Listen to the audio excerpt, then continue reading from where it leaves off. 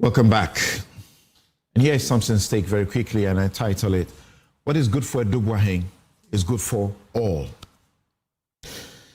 My Bible tells me that a good name is better than riches. Good reputation is actually a most enduring and fulfilling wealth.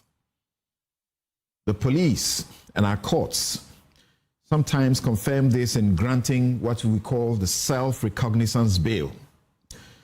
That's the bail that does not require any third parties to post any guarantee for you.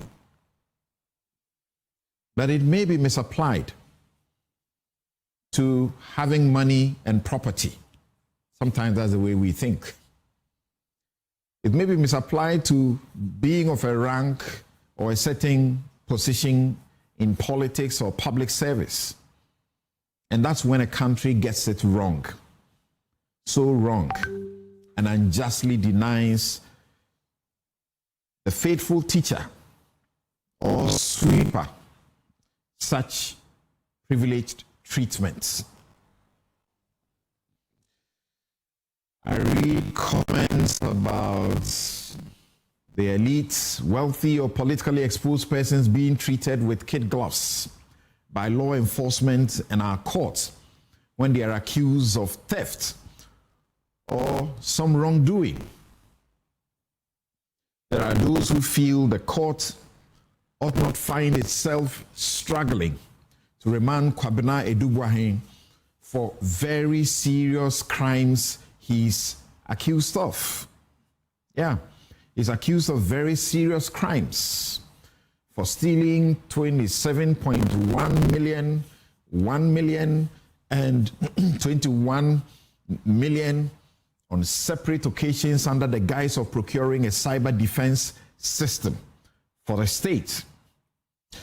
We are told about how money is paid by the Ghana Water Company every month into an account that he has created in his private company's name, the account that mimics, or the company and whose account that mimics the National Signals Bureau.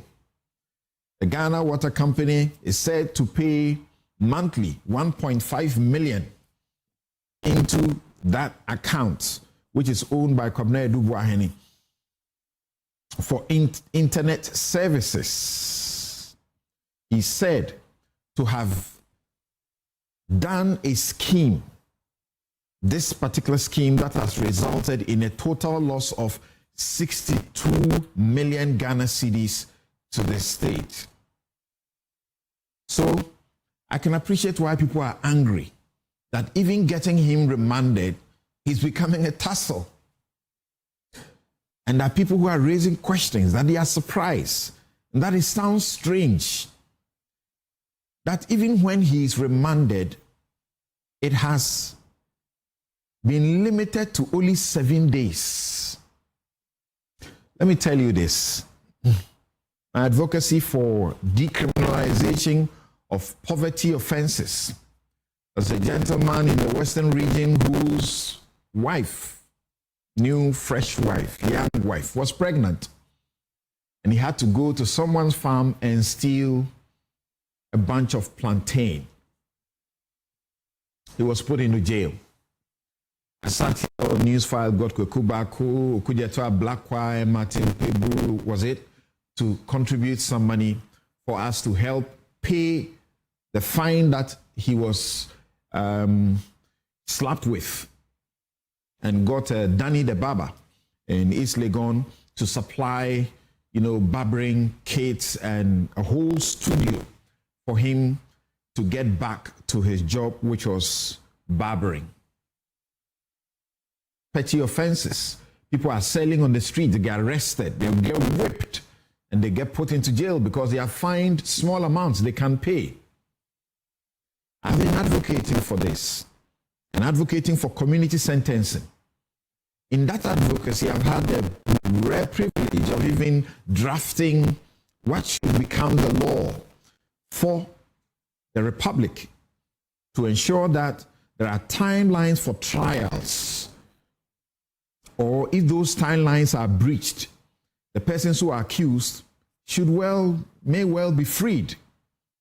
I've had the opportunity now to make this to the Constitution Review Committee so that they may write it into the Constitution to help all of us.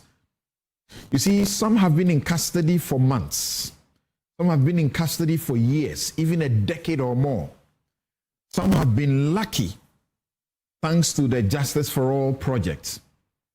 So it is exciting to me to hear and to read about the 7-day remand, the 7-day custody given to Adu-Boahene. I wait to learn what happens after those 7 days have expired. But we just may need such jurisprudence that avoids and ends the situation where the poor, in particular, are remanded and forgotten, not that they have been tried and convicted. Often their trials are unduly delayed or they are never conducted to determine their fate. I'm talking about pre-trial detainees who, according to the Constitution, are supposed to be presumed innocent until proven guilty. What is good for Kwabena Adu-Boahene is good for all. Our courts, our judiciary, our judges. Let's not make the poor suffer unnecessarily and needlessly.